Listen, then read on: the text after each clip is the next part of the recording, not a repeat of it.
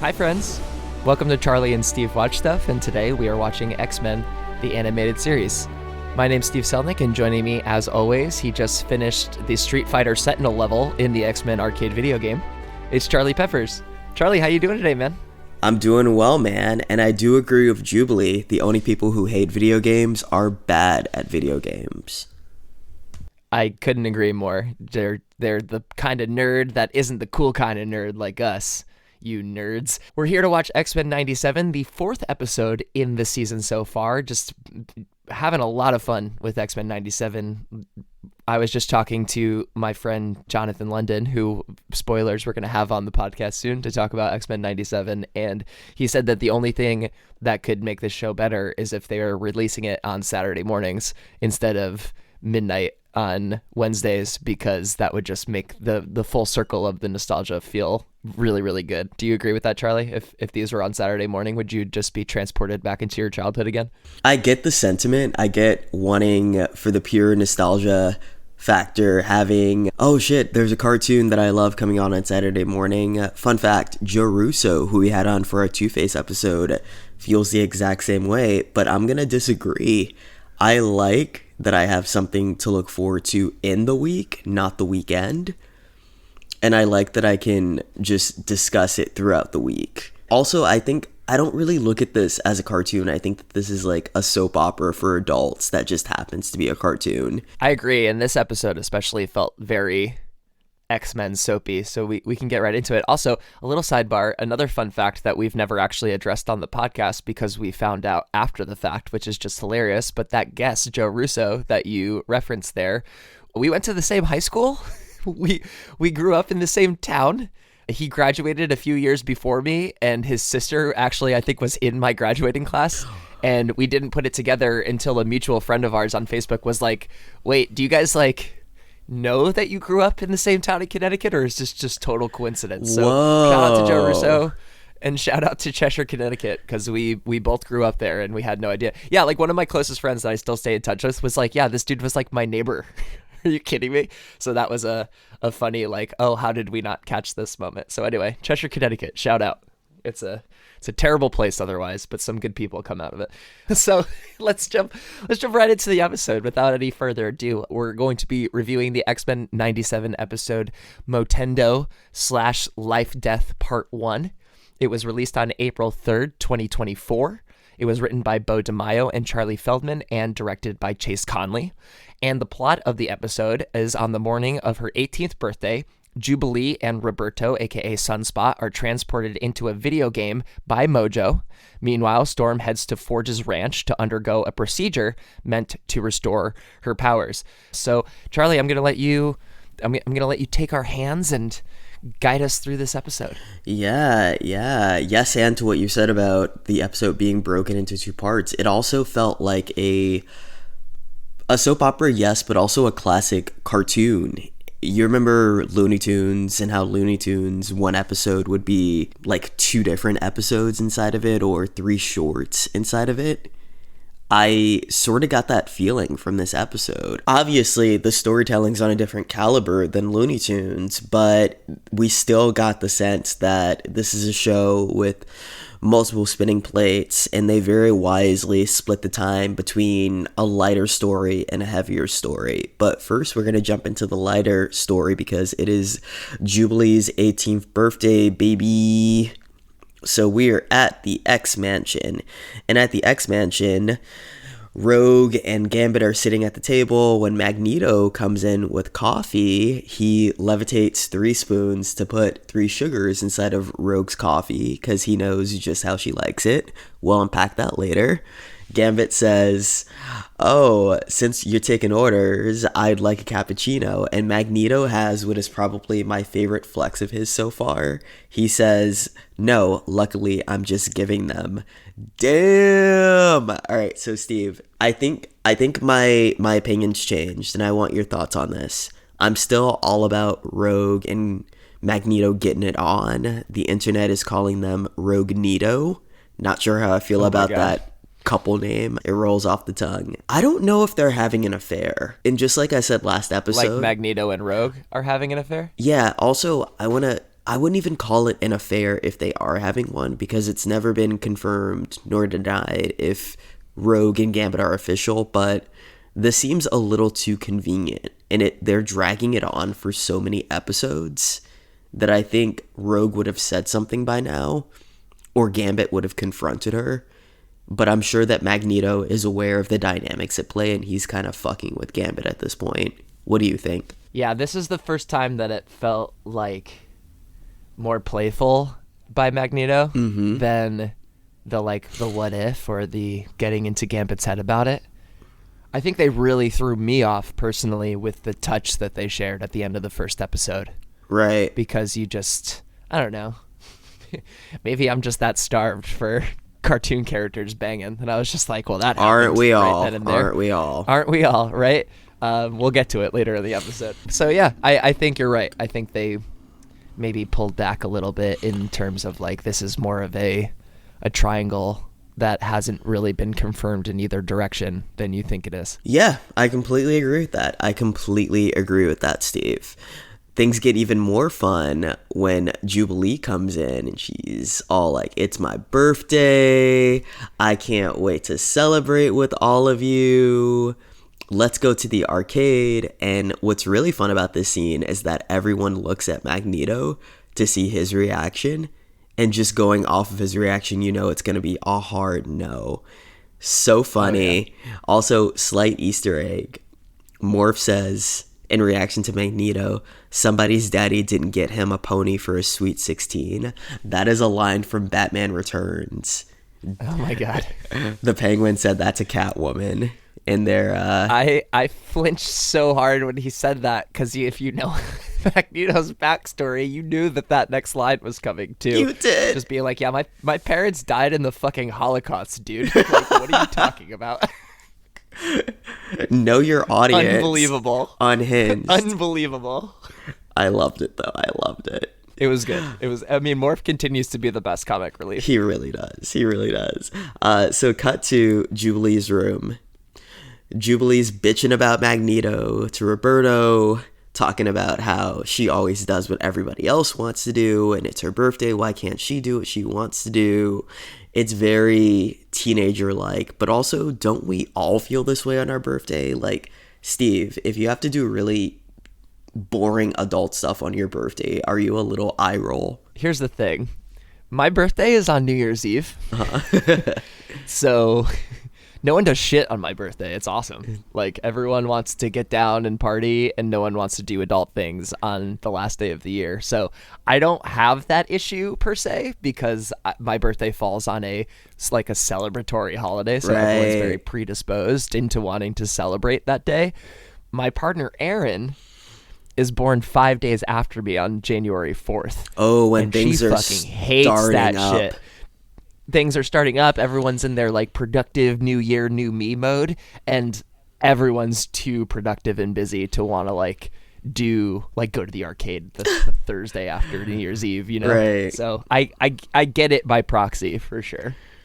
Ah, that is annoying. That is annoying. My birthday is July 11th, so it's right in the middle of summer. So it goes two ways. The pendulum swings hard in either direction. If I don't plan early, people are either doing other summer shit because it's really hot and gorgeous outside, or if I hit it the exact right moment, everyone's down to do something because it's gorgeous outside. So it's kind of that I just have to plan in advance if I'm going to do shit for my birthday. And you have travel to contend with too. You know, people are out of town in the summers. Absolutely, absolutely. And you know who else is going to go out of town? Fucking Jubilee and Roberto, because they get sucked into... Transition King. So they get sucked into Motendo, which, Easter egg, the cartridge for Motendo looks like the Super Nintendo game X-Men Mutant Apocalypse, which is the first video game I picked as a kid to go at that console. I still remember the day. I remember what store we got it from. I remember how hard the levels were. I remember the music. Just memories. Isn't it just funny how, like, for you and me, people who love video games, and again, I just want to reiterate, people who don't like video games are fucking nerds that are bad at video games. But for people like us who love video games, who pick them up early, Isn't it funny how you just like have those visceral memories of those first games that you played that you like really connected with, or the first game that you got to take home? I feel like a lot of people have, and I'm getting way off the beaten path here, but it's one of those episodes, I think, where people have very clear memories of like the first album that they bought, the first CD, the first cassette player. I mean, us being sort of elder millennials or elder-ish millennials having more of like those analog days. But yeah, man, like the first time I got an N64 and I used my own money to buy Super Smash Bros. And I took it home and like had all my friends over and we played Smash like literally all day and all night and stuff like that. And just the kind of like the pride that gets wrapped up in being able to be like, I picked this and I'm so entertained by it, and it is the source of so much of our fandoms and our hobbies and our where we like go to spend our spare times as adults. So I have a lot of love for a moment like that, so I just wanted to kind of double click on that a little bit. No, I love double clicking on things. I'm gonna validate you on that. Yes, I do, because when you're a kid, your sense of time is slower. I would say, you know, life doesn't go by as quickly because you're not as busy. And when you're an adult, you have so much going on that time just evades you. It's fucking April already. I know. I can't believe it, dude. Oh my God. I can't believe it. Yeah, I remember every system I got. I remember every video game that I picked. I remember, like, now when I get a video game, I kind of lose sight of when I got it. I think I still have God of War Ragnarok and I haven't played it yet. I have an embarrassing amount of games on my Xbox that I've never touched. Because you're busy. You have stuff going on. Yeah. We don't have the time to dedicate to that. That's why I love Christmas break, even though I don't know if there really is a Christmas break when you're an adult. Because all I do, aside from going to the gym, is I sit in my pajamas and I just play video games. What I love about Jubilee and Roberto getting sucked into this game is that seconds ago, Jubilee was bitching about being an X-Men, but now we see her X-Men instincts kick in. She is so good at knowing what to do in terms of hitting the Sentinel, grabbing Roberto, finding cover. She bitches at him for not using his powers. Cyclops would be so proud of Jubilee in this moment because she's come such a long way, and I think she doesn't realize that all of those hours she put into the danger room really paid off. This is somebody that this show is giving it to do to, just like they're giving it to do to Cyclops, because I've never seen Jubilee take out a Sentinel by herself before, so I was definitely like, whoa, okay, get it, girl. That was really cool. I also love how they're being transported to different memories of Jubilee, and the first instance we see of that is Jubilee and Roberto being transported to Genosa. And Genosa, that was an island where mutants were enslaved by Bolivar Trask in, I believe, the first season of the original X-Men animated series. And they're being shot at, but a mysterious figure appears in the distance and saves them. Steve, who did you think this figure was? Honestly, I had no clue. Huh. I was just like, all right, there's a bug in the system. Let's see who this is. Some Tron shit. But yeah, I didn't know. I had no idea. And I actually, like, I didn't fully wrap my head around the full circleness of it until I had read some stuff after the episode and went back and watched a second time. So, I mean, just my own pure ignorance, I had no idea who it was the first time around. Yeah, I thought it was Dazzler. And Dazzler, do you know who Dazzler is? Nope. Yeah. So I think you actually do. You do know who Dazzler is. Do you play the Maybe. X-Men arcade game, the one where 4 or 6 players can play? Yes. Do you know the red-haired, or no, she's a blonde, the blonde white woman that you can pick as a character? Oh yeah. Okay, that's Dazzler. That's Dazzler, and her power is that she can convert sound into these blasts of light that are dangerous.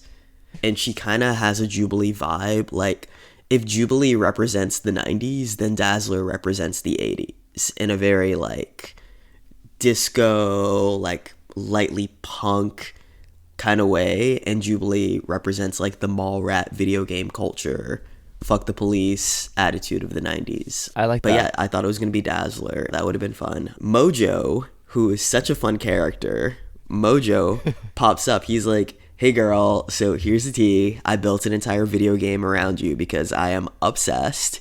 It took a long time for me to get this together, but also you should be flattered because you don't want to be an adult, clearly. Look at all the other shows I would have built around these adults. I would have had Who's the Boss, A Different World, and Divorce Court, Summers versus Grey. That took me out. Also, it took me out, but also I think this is because, again, I don't think this show does anything by accident. Mm-hmm. I think this lends more. I think this is going to put more fire under the belly of my theory that the Logan, Scott, Jean triangle is going to be alive and well. So again, because the power struggle with Magneto, absolutely a thing. A Different World, absolutely a thing. Divorce Court, I definitely think it's going to be a thing. Mark my words. I'm a couple episodes. I'm telling you, I'm going to be right. Yeah, I think it's just going to be awkward for both of them. How is that not awkward? Like if you 100%. hypothetically, Steve, if you found out that half the time you spent with Aaron was with a clone of Aaron and the real biological Aaron showed up, how would you feel? Intrusive thoughts aside, pretty confused. I mean, and they showed this at the end of the last episode of Fire Made Flesh. Like, you saw the shot at the end of the episode where they're standing on either side of the bed, and you can just see this distance between them because it's two people that don't really know each other as well as they thought that they did, and that Scott's looking at a Jean that he thought he knew but he doesn't, and Jean is just coming around to life again without really knowing how long she's been gone for. So yeah, of course it's gonna be weird. If it wasn't weird, I would feel weird. Yeah, and I'll turn that question back on myself. If I found out that Cody was a clone for half the time we've been together, I'd feel conflicted, not just because I would feel that it's a violation of me and what I thought was really happening. I also would think that it would be a violation of that clone in the life that they think that they're leading. But yes, and to that, I would feel closer to the clone because if we spent the latter half of our time together, that is the one that I bonded with more, that I have been with more shit with. Like, I've been through more shit with that clone, and we've had our fights and our disagreements, and we've forged a greater understanding of each other. I would almost feel bad. I mean, like, oh shit. Yeah, to comp it to the show, you had a baby with that clone. You did. You didn't have a baby with the original Cody. I didn't have a baby with the original Cody. That's right. So that's a hard hurdle. I just want to say really quickly, and you're probably going to laugh at me, Mojo's, not how he looked, but how he spoke and his attitude and how he presented himself, it reminded me a lot of one of our podcast guests, H. Alan Scott. Really? Oh, that's so funny. He gave H. Alan Scott in just the way that he was like, perfect, and we're going to do it for this episode, and I'm going to get all the ratings. And I just, like, if you go and watch Parting Shot or just, like, listen to his little clip that he played in our Oscar predictions episode, I was like, oh, this guy reminds me of H. It's just like the attitude just gave H. Alan Scott. So shout out to H. Allen. Oh my God. Come back sometime. What a delight. Give Mojo for us. What a delight. I love that Jubilee is like, it also seems like you lost some weight. Oh, you noticed.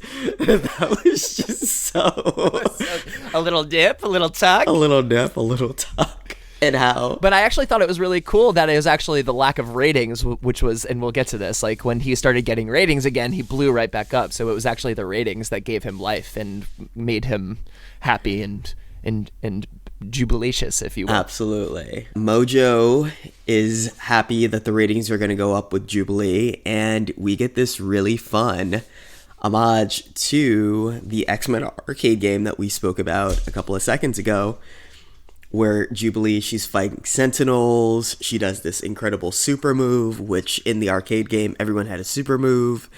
And at some point, I think she loses her health. But again, the mysterious figure comes in and gives her health. So they're definitely being helped by somebody. Don't know who it is yet, but we'll get to that. And it's really fun because the big boss battle that we get to is on Asteroid M. And Jubilee and Roberto are having to face Magneto. Before we get to that, though, there's something that I want us to talk about. It's the moment where Roberto is speaking about how he overcompensated for his own self-hatred by saying that he loathed mutants, that there were no good mutants when he and his mom were talking about it.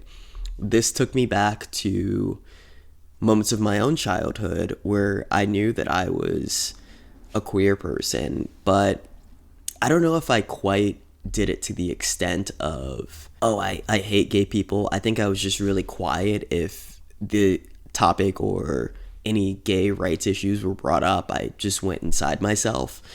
But this felt true to life, and it made Roberto a little bit more authentic to me. Jubilee is having to stand up to Magneto all by herself. I thought that this was really sick. And again, you see her X-Men instincts click in. She uses her video game knowledge to win the fight. She recognizes that Magneto has a pattern of attack. She waits for it, then she fucking wails on him. I got up and I cheered in this moment because, again, Jubilee's destroying Sentinels. She's standing up to old Buckethead. She's just doing a lot of hot girl shit in this episode. I am here for it, BB. Me too. So just before Magneto catches his second wind and another attack happens, Jubilee and Roberto are taken into what I think is a pocket dimension within the world of the video game, and the Mystery Woman is unmasked. The Mystery Woman is an older digital replica of Jubilee, and apparently she's one of many digital replicas that were created to kind of beta test the video game to work out the kinks in it. Love this. Also love that this season has a theme of clones and people having duplicates of themselves to learn more about themselves. Because I think one of the biggest points of greatness in this show is the self-reflection all the characters are going through, and what makes you reflect more than having a conversation with yourself. And a fun Riddler trophy for that is that they brought back the original voice actor of Jubilee from the X-Men animated series way back in the 90s to voice that digital copy of Jubilee. So you get a nice little nod to that original voice actor as well, giving a little bit of wisdom to current Jubilee. That's incredible. I didn't know that. How cool. That was the thing that I found out by reading a little bit, like some reviews and stuff like that, is that they brought back original Jubilee's voice to like kind of play older, wiser digital Jubilee. That's fan-fucking-tastic. Yeah, really cool. Let me read something that actually hit me in the feels. Older Jubilee says, Jubilee, I know a part of you wants to hang here. It's nice knowing how every stage ends. No surprises, no twist. It always stays the same. But that's not living. Living doesn't get cheat codes or extra lives. Love, loss, and heapings of hope. Life's a total risk and it's on you. Take it. That was beautifully said. Oof. I just got goosebumps again. Right? Because it's real. It's fucking real. Yeah. And I think Jubilee started as the audience proxy of what if you were a kid thrown into this world, but we're not kids anymore and we've grown up with Jubilee. And for Jubilee in particular, she's the one character who, she's kind of like Bart Simpson. You remember how in the 90s Bart Simpson really slapped for everybody? Because he was really symbiotic with the 90s and what that decade meant. Do you think anybody's really crazy about Bart Simpson now, though? I literally wore Bart Simpson socks all day yesterday. That's not even a joke. I wore Really? Bart Simpson socks all day yesterday. All right. Is anyone but Steve Selnick crazy about Bart Simpson? I don't know. All Simpson stans are like myself, that's for sure. But if we really break it down, what does Bart Simpson... No, I mean, the answer is no. Yeah. he was like that. He was like the don't have a cow, man. Like, chill out. Let's break some rules. Let's have some fun. He was the mischievous youth that I think a lot of us miss, and that a lot of us identified with when we were younger watching it. Yeah. Yes, and to that, if Bart Simpson were made today, he would have a vocal fry. He'd be on his phone. He would be like very much into calling people I don't think he could fascists. exist now. He would be a different character. Yeah, I don't think Bart Simpson could exist now because of all the technology in life right now. It's actually amazing that The Simpsons still happen. Yeah. And that they can, like, because life has changed so much and they try and keep at least, like, the fundamentals of those characters the same. You know who could still exist, though? Lisa Simpson. Oh, hell yeah. Lisa Simpson. This is Lisa's time. This is Lisa's time. You know, Lisa... Listen, she wasn't president in the future for nothing. She wasn't. She really wasn't. But yeah, I really do think that I feel that same way about Jubilee. She was like that mischievous troublemaker, and the show's done a really great job to make her a more active character in this show, and I'm here for it.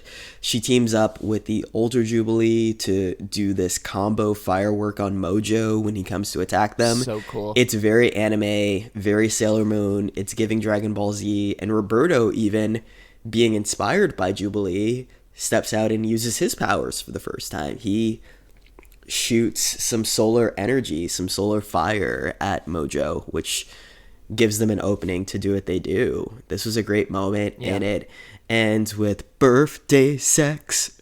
Birthday sex. Go, you know. Yeah, you know. Yeah. Hey. Yeah, that happened. I'm not mad at it. I'm not mad at it at all. Continue the Charlie and Steve are thirsty for cartoon characters. I think the animators are. We didn't draw the shit. That's true. That's true. They hung on the close-up of the mouths for like an extra couple seconds. They really did. They really did. The second half of the episode is focused on Storm and Forge. Storm is at Forge's ranch, and this is a different story. If the other story was about growing up, this story is about moving into another phase of life after you've already grown up and kind of dealing with the crisis of identity. Like, what happens when you've already had the coming of age and you're on your shit, then you lose the thing that made you you. That's something that adults at some point or another go through. A breakup, losing a job, having to move somewhere. Transition is a part of life. Love, loss, and heapings of hope. Just like the older Jubilee said. The older Jubilee could have also easily said that to Storm in this situation, which is why this episode is very well balanced, and I'm impressed by it. So Storm and Forge are enjoying a nice bowl of bison chili. Forge apparently owes Charles Xavier his life. He wants to repay the favor by helping Storm restore her mutant powers. And speaking of Storm, she looks so gorgeous in this scene. Did you just... Her outfit was cute. I like the jumper with the shorts and just her bone structures. They really knocked it out of the park with the animation. Everything was just top tier. Agree. Absolutely. Hard agree. Did you... Pun intended. Did you like the chemistry between Storm and Forge? Because they're an old school comic book couple. Let's get to the end of this because I want to talk about this scene as a whole. Okay, I have thoughts too, and you probably already read it in the notes. So Storm and Forge go horseback riding. Storm pretends that she's flying for a moment. Forge playfully ribs her for just being childlike in the moment. The scene ends when Storm nearly rides off the edge of a cliff because, again, this is a woman who's lost her identity. She's lost what she was able to do with her powers. And we get this beat of foreshadowing that we don't know is foreshadowing in the moment. She says, "That owl, I've seen him before, circling. Perhaps he is like the winds. The moon affects tides and temperatures, guiding wind across our planet's surface. The winds here never shift. They always go east, stuck, like that owl." Love how the show has Storm speaking through the weather. It's kind of like how when you love something, you use it as a metaphor for everything. We also, slight Easter egg, we get Forge at the end of the scene. He says, "You of all people know how fast the weather can change." That is a line from Sir Patrick Stewart in X-Men: The Last Stand. He says that to Halle Berry's Storm. So again, Bodemayo, or it could be his co-writer Charlie Feldman, really taking lines from some great shows in nerd culture. It's smart. Super smart. It's very smart. So later, Storm gets into Forge's machines to restore her abilities. An hour later, she tries summoning the weather to no avail. It's really sad to see her abilities appear to be gone for good, and she breaks down crying. This was pretty painful. What did you think of this scene? Just seeing her try to get her mojo back. I felt weird this whole story. And we can do this now a little bit. I just wish the episode ended or had like a different sort of closure after the Jubilee stuff. And I was just like, why are we forcing this all in right now? And I get it, and your connection between like Jubilee's story of coming of age and then Storm's story of you've come of age, but then you've lost the thing that defines you. So what do you do? I think bridged that gap a little bit more in my brain to me. But it just felt so fast. I just felt like we were moving through it so quickly. And I would have really liked to sit in this for a full 30 minutes. We're going to get it. And we're going to get to it. And I know that there's going to be a part 2. I mean, I would assume there's going to be a part 2 if there's a part 1. Mm-hmm. I just wish that it was all in one episode. Right. Because I felt like they really squeezed this first part in. And we're going to get to sort of the climax of this episode where some other things felt forced and rushed. I know what you're going to talk about. I know. We can go there if you want to go there. Yeah. So her powers aren't back, and we get the big reveal that Forge struck a deal with the U.S. Department of Defense to create he didn't create. He had rough designs for anti-mutant technology that not Bolivar Trask, but somebody took and ran with, and that is ultimately what got used to create the gun that shot Storm and took away her abilities. So this motherfucker, after this revelation happens, he and Beast have something in common, because like Beast, not knowing how to pick his damn moments, Forge is like, oh, BT dubs, I love you, and you're like a goddess. I was so happy that Storm smacked the fucking taste out of his mouth. Yeah. She smacked him for all the ways that the Fox movies mistreated Halle Berry and didn't put justice on her storyline. She smacked him for Bryan Singer. She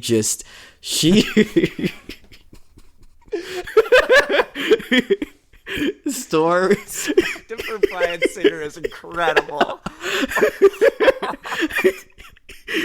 Storm was all of us. Storm was like, can I get some respect in this universe? She smacked the molecules out of his body. Yeah. As she should. I was like, what? Since when? Like, what the fuck? It was the first time that I was just like, okay, what are we doing here?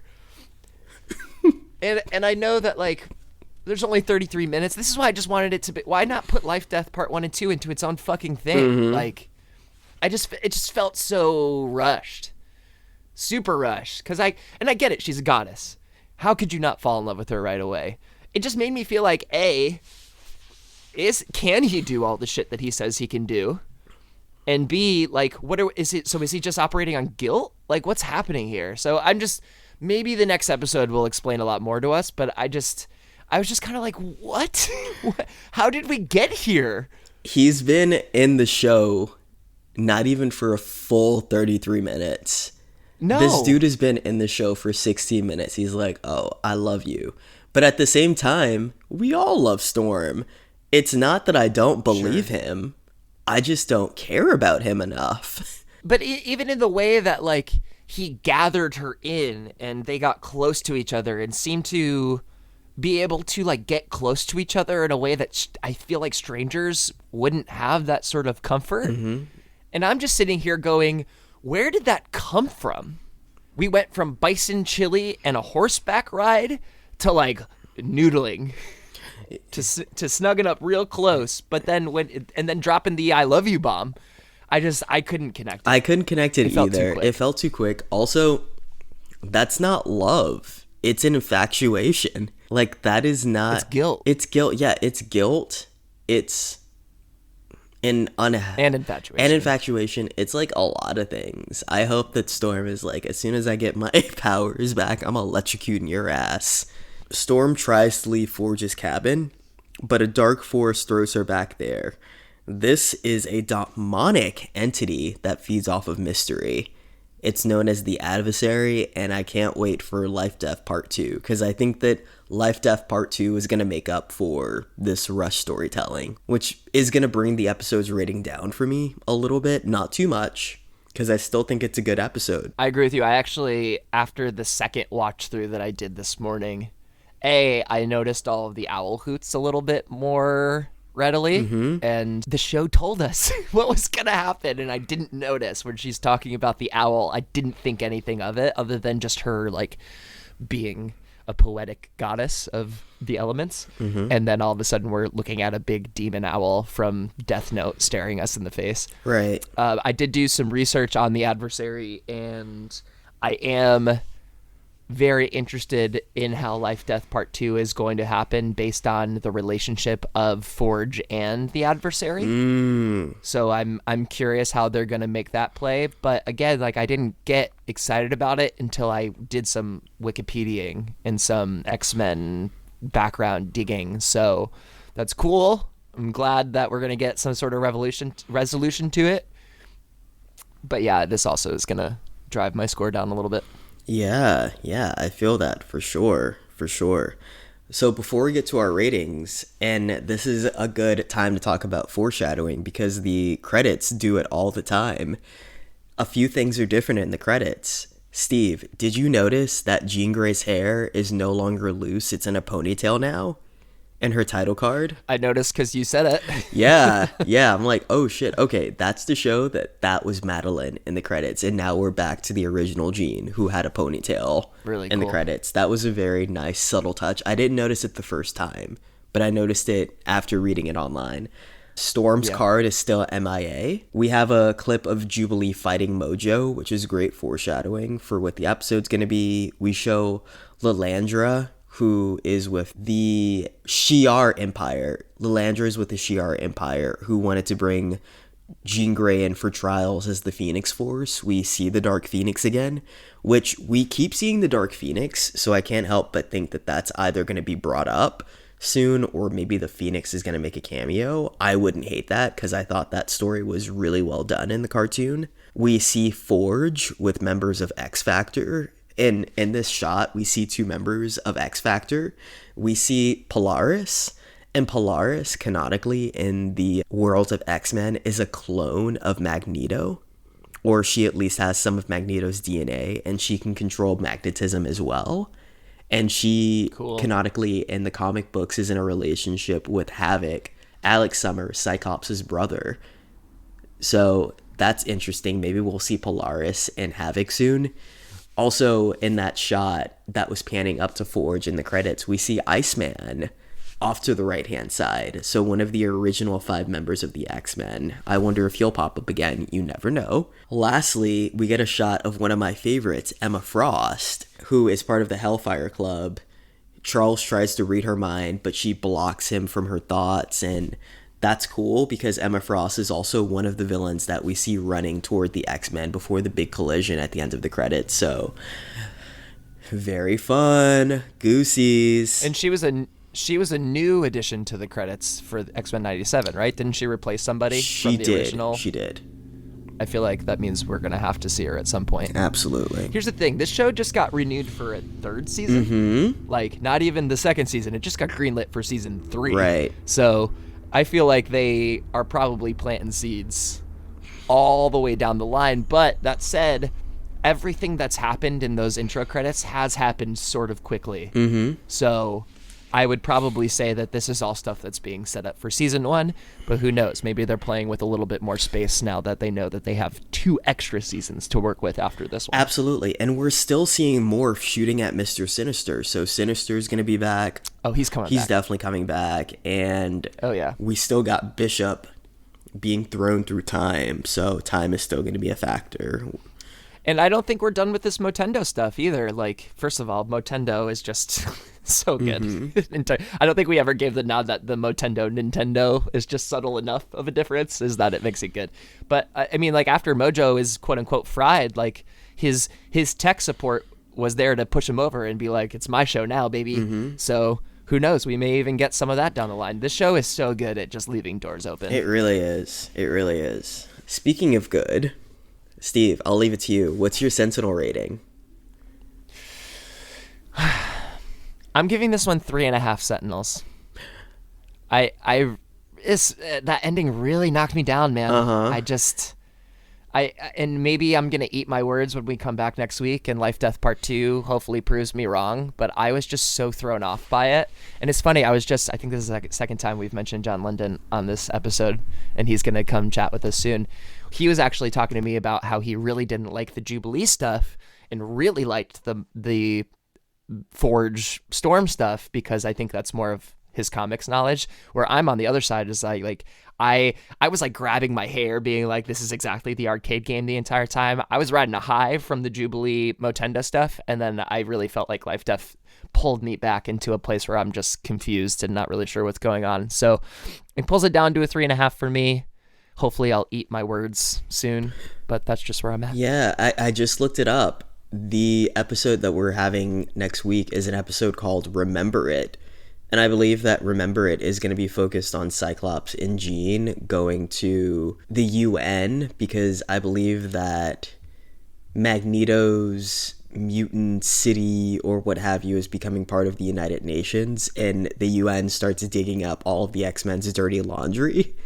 So I think that'll be a break from Life Death. Then we're going to go back to Life Death for episode 7. But I'm excited. Well, that'll be cool. Yeah, very, very excited. And not us having the same rating. I'm also giving it 3.5 Sentinels, because... No way, dude. Yeah, I wanted to smack the shit out of him too. Like, how dare you? Haven't we rated every episode the same so far? We have.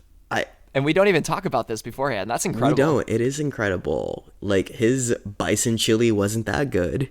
All right, and that's it. We did it. Another amazingly perfect episode from us, everybody. That's going to do it for this episode of Charlie and Steve Watch Stuff. We reviewed the episode Motendo / Life Death Part 1 on X-Men 97. We're going to be coming back to you next week with our takes on episode 5 of X-Men 97. Charlie, you said that one already had a title. What's the title for that Remember It. Well, I should have remembered it. So we'll be back next week with Remember It from X-Men 97. And for myself, Steve Selnick, and my good friend Charlie Peppers, we will see you on the next one. Bye, friends. Bye.